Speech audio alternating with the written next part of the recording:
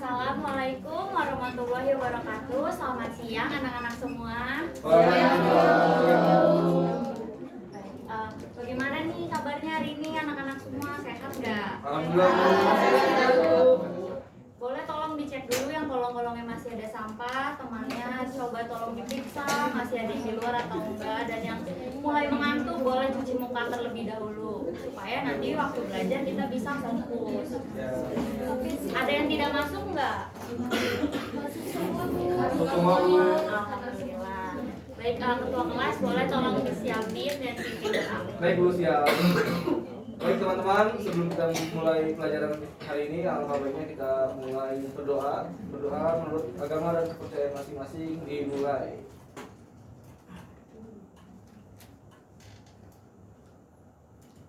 Berdoa selesai. Baik, sebelum masuk ke materi yang akan kita pelajari hari ini tentang dinamika kelompok sosial, Ibu mau bertanya terlebih dahulu. Masih ada nggak sih yang ingat materi kemarin itu kita belajar mengenai apa? Saya Bu, pertemuan kemarin yang dipelajari itu ragam kelompok sosial dan dinamika kelompok sosial. Di mana kelompok sosial itu terbagi jadi dua jenis Bu, yaitu in group dan out group. Kemudian juga materi sebelumnya membahas salah satu unsur mempengaruhi dinamika kelompok sosial, yaitu organisasi Bu. Baik, bagus banget nih jawaban Naomi. Berarti itu artinya Naomi menyimak pembelajaran dari kemarin. Sedikit penguatan, iya betul, dinamika kelompok sosial itu ada banyak unsurnya. Yang utama itu ada 4 unsur. Mungkin yang kemarin kita pelajari itu baru unsur organisasi, tapi hari ini kita akan fokus mempelajari ketiga unsur yang lainnya. Ada nggak sih yang tahu apa itu definisi dari dinamika kelompok sosial? Saya Bu, Boleh, Anin? dinamika kelompok sosial itu sebuah proses dalam kelompok sosial yang mengarah kepada perubahan baik dari tindakan ataupun tingkah laku anggota kelompoknya yang disebabkan oleh interaksi antar anggota kelompok. Baik, betul, bagus banget nih jawaban dari Andi. Jadi dinamika kelompok sosial itu benar. Dinamika kelompok sosial merupakan suatu proses perubahan atau perkembangan dari suatu kelompok sosial yang terjadi diakibatkan oleh interaksi antar anggota ataupun antar kelompok sosial lainnya. Unsur-unsur dinamika kelompok sosial yang akan kita pelajari hari ini ada 3. Yang pertama ada kepemimpinan, lalu yang kedua ada jaringan sosial, dan yang terakhir ada konformitas. Sebelum memasuki definisi dari tokoh tentang pemimpin itu seperti apa, di sini Ibu mau meminta salah satu orang untuk mendefinisikan kepemimpinan itu menurut definisinya diri sendiri gitu, menurut pemahaman kalian. Saya jangan jawab Bu. Boleh, Menurut pendapat saya sendiri, pemimpin itu adalah orang yang memiliki kekuasaan dan juga bertanggung jawab atas keberlangsungan suatu kelompok. Ya betul, tepat sekali. Seperti menurut Lenslin, di mana pemimpin itu merupakan orang yang memiliki pengaruh dan juga berpengaruh bagi orang lain. Jadi pemimpin itu nyatanya nggak cuma mempunyai pengaruh dan kekuasaan, tapi dia juga bisa mempengaruhi orang lain di sekelilingnya. Berikutnya ada fungsi dari pemimpin. Fungsi pemimpin itu ada 2 jenis. Yang pertama fungsi instrumental dan yang kedua ada fungsi ekspresif. Di mana kalau fungsi instrumental ini pemimpin itu harus senantiasa mengingatkan anggota kelompok sosialnya untuk terus mengerjakan tugas agar tujuannya itu bisa tercapai. Lalu fungsi yang kedua ada fungsi ekspresif, di mana kalau di sini pemimpin itu harus bisa memberikan dukungan emosional bagi anggota kelompoknya supaya kelompok sosial tersebut itu terus berada dalam keharmonisan. Berikutnya ada gaya kepemimpinan, di mana pemimpin itu mempunyai 3 gaya, yang mana mereka punya ciri khas dalam ketika menjadi seorang pemimpin. Yang pertama ada pemimpin otoriter, di mana pemimpin dengan gaya ini biasanya mereka mengambil keputusan itu sendiri tanpa melibatkan anggota kelompok sosialnya. Lalu yang kedua ada pemimpin demokratis, di mana kalau pemimpin demokratis ini adalah kebalikan dari pemimpin otoriter, di mana pemimpin yang demokratis selalu melibatkan anggota kelompok sosialnya untuk mengambil keputusan dan tidak mengambil keputusan secara individu gitu. Lalu yang terakhir ada pemimpin laissez-faire atau pasif, di mana pemimpin ini cenderung sedikit keterlibatannya dalam pengambilan keputusan dan lebih sering mendorong anggota kelompoknya untuk mengambil keputusan. Makanya pemimpin dengan gaya kepemimpinan ini seringkali itu dikenal dengan istilah yang namanya pasif, karena keterlibatannya itu sangat sedikit. di sini Ibu tampilkan gaya kepemimpinan otoriter. Ibu mau nanya, ada nggak sih dari kalian yang bisa mencontohkan, memberikan contoh dari pemimpin otoriter itu seperti apa? Saya Bu, Ya, boleh. contoh dari pemimpin otoriter itu seperti misalnya di dalam ruang kelas, wali kelas menyuruh ketua kelas untuk mendiskusikan dengan teman-teman kelasnya mengenai kelas tambahan mau dilakukan pada hari apa. Tetapi ketua kelas tidak meminta pendapat dari teman-temannya dan langsung menentukannya sendiri. Seperti itu Bu contohnya. Ya, tepat sekali jawaban Alisa. Benar ya, seperti itu contoh dari pemimpin otoriter di mana mereka itu nggak mengajak anggota kelompoknya dalam pengambilan keputusan. Berikutnya unsur dari dinamika kelompok sosial yang kedua, yaitu ada jaringan sosial. Jaringan sosial merupakan sebuah pola hubungan sosial antar individu ataupun antar kelompok yang akhirnya bisa membentuk ikatan sosial antar individu ataupun kelompok yang akhirnya menghasilkan relasi-relasi baru di dalam kelompok sosial itu sendiri. Berikut ada 2 alasan mengapa sangat penting untuk menjalin untuk berjejaring sosial. Yang pertama, ada perkembangan teknologi yang terjadi secara cepat. Lalu yang kedua, kemudahan dalam mengakses informasi tanpa perlu dibatasi oleh ruang dan waktu. Hari ini kita semua pasti tahu teknologi itu berkembang dengan sangat cepat, dan juga kita untuk mendapatkan informasi kita nggak perlu lagi merasa kesulitan dan dibatasi oleh ruang dan waktu. Artinya kita bisa dengan mudah mendapatkan informasi. Maka dari itu penting sekali untuk melakukan untuk berjejaring sosial dengan banyak orang agar kita bisa mengakses informasi dengan mudah dan bisa mendapatkan relasi yang baru. Berikutnya ada manfaat dari jejaring sosial. Yang pertama itu mendapatkan informasi, lalu yang kedua mendapatkan relasi baru seperti yang tadi sudah sempat Ibu singgung sebelumnya. Tapi selain manfaat jejaring sosial ini, tentu pasti ada juga dampak buruk dari berjejaring sosial.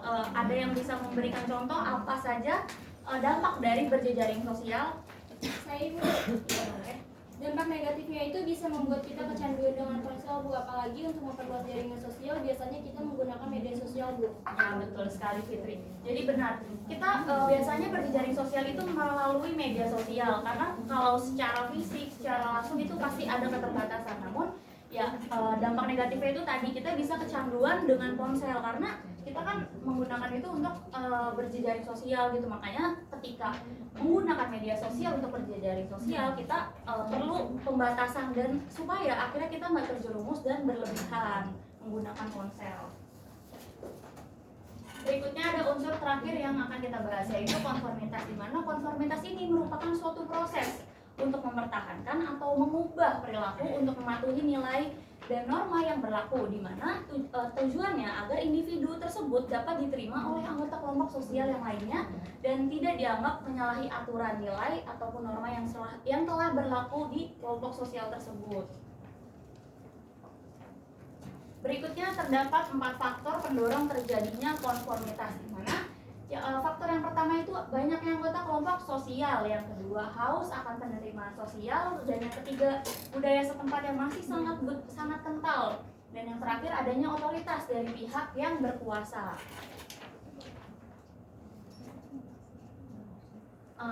Sebelum kita lanjut ke tugas diskusi kelompok, sampai sini masih ada yang ingin ditanyakan atau masih ada yang belum memahami terkait materi yang tadi sudah Ibu jelaskan?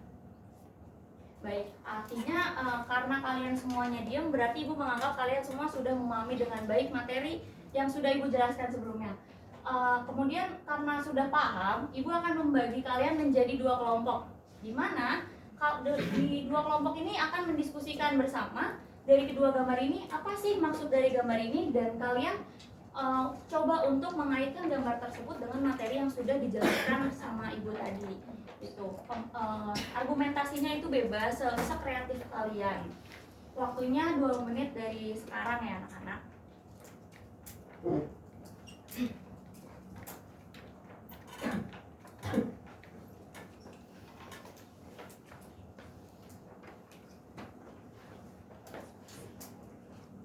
Baik, mungkin bisa langsung aja ya karena 2 menit juga udah berlalu. Boleh dari kelompok 1 terlebih dahulu perwakilannya. Ibu, saya Sabrina dari perwakilan kelompok 1. Izin menjelaskan hasil diskusi kelompok kami. Pada gambar 1 menunjukkan orang yang sedang sakit dan adanya sel buah. Menurut kami gambar tersebut menunjukkan perilaku konformitas, di mana nilai dan norma yang ada di masyarakat meyakini kalau menjenguk orang yang sedang sakit, maka kita harus membawa makanan atau buah yang bergizi. Jika tidak membawanya, maka akan dianggap tidak sopan dan menyalahi nilai dan norma, Bu. Jadi ketika menjenguk orang yang sakit, kita harus membawa bingkisan agar kita bisa diterima oleh lingkungan atau anggota kelompok. Iya, benar sekali nih jawaban dari perwakilan kelompok 1. Bahwa gambar 1 itu merupakan contoh dari perilaku konformitas di mana individu harus bisa bersikap sesuai dengan norma dan nilai yang berlaku agar mereka bisa diterima oleh anggota kelompoknya dan tidak dianggap melanggar norma dan juga nilai. Perwakilan kelompok 2 silakan. Saya Naomi, perwakilan kelompok 2, izin menjelaskan hasil diskusi kelompok kami. Menurut kelompok kami, dari gambar tersebut terlihat seorang pemimpin yang gaya kepemimpinannya itu demokratis, Bu. Karena terlihat pemimpin tersebut mengajak ngobrol anggotanya dan meminta pendapat mereka. Jadi gambar tersebut merupakan contoh dari gaya kepemimpinan yang demokratis, Bu. Ya, tepat sekali. Tepat sekali bahwa gambar yang kedua ini menunjukkan adanya gaya kepemimpinan yang demokratis, di mana terlihat bahwa pemimpin mengajak anggota kelompoknya untuk berdiskusi bersama dalam memutuskan sesuatu sehingga terjadi dinamika, terjadi diskusi gitu di dalam gambar tersebut. Baik, karena kedua kelompok sudah menjawab dengan sangat baik dan jawabannya begitu kreatif dan sesuai dengan materi kita hari ini, Ibu akan menganggap kalian semua mengerti dan memahami dengan baik materi hari ini. Sebelumnya dari materi yang sudah Ibu jelaskan, Ibu ingin ada yang berkenan untuk memberikan kesimpulan dari materi kita hari ini. Saya, Bu. Boleh, Rafli? Oke, menurut saya untuk kesimpulan pada materi hari ini yaitu dalam dinamika kelompok sosial terdapat adanya 4 unsur, yaitu seperti organisasi, kepemimpinan, jaringan sosial, dan juga konformitas. Yang kemudian tadi juga sudah sempat dijelaskan bagaimana adanya macam-macam fungsi dan gaya kepemimpinan dari seorang pemimpin yang seperti otoriter, demokratis, dan pasif.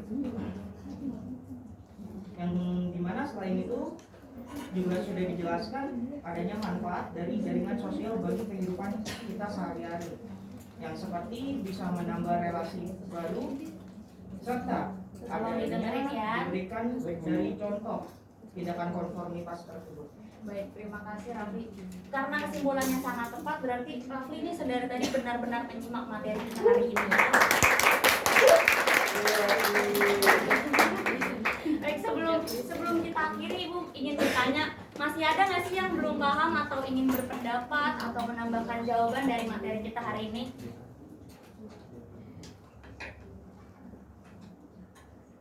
Mau nanya, Bu, kalau Ya, misalkan ini contoh dari konformitas atau bukan? Jadi kalau misalnya ada seorang remaja gitu ya, cewek yang memaksakan dirinya untuk menggunakan rok meskipun dia nggak nyaman gitu untuk memakainya, tapi dia tetap menggunakan untuk diterima atau menyesuaikan diri dengan lingkungannya untuk kayak dipandang mematuhi nilai dan norma, itu buat konformitas berarti? Sangat menarik pertanyaan dari Sadam terkait konformitas. Iya betul. Contoh yang disebutkan sama Sadam tadi itu merupakan contoh dari perilaku konformitas, di mana remaja tersebut itu dipaksa untuk mengenakan rok yang padahal itu bukan kemauannya sendiri, dan di mana dia melakukan hal itu supaya dia bisa diterima nih sama teman-teman kelompok sosialnya. Baik, mungkin cukup sekian yang bisa Ibu sampaikan hari ini. Semoga hari ini materi yang kita pelajari hari ini bisa memberikan manfaat bagi kalian, dan Ibu harap kedepannya kalian bisa menerapkan pembelajaran kita hari ini dalam kehidupan sehari-hari, sebagaimana mungkin gaya kepemimpinan otoriter itu masih sering terjadi sampai hari ini, namun kita luput dan kita nggak menyadari karena kita merasa gaya kepemimpinan itu ya wajar, itu hal yang normal ketika seorang pemimpin nggak mengajak anggota kelompok sosialnya untuk mengambil keputusan, padahal itu merupakan suatu masalah dan itu harus kita ubah gitu kan, supaya kita juga bisa berdiskusi bersama. Baik, karena sudah selesai ya, terima kasih banyak untuk semuanya yang telah fokus dan berpartisipasi aktif pada materi hari ini. sampai jumpa di kemudian hari. Wassalamualaikum warahmatullahi wabarakatuh.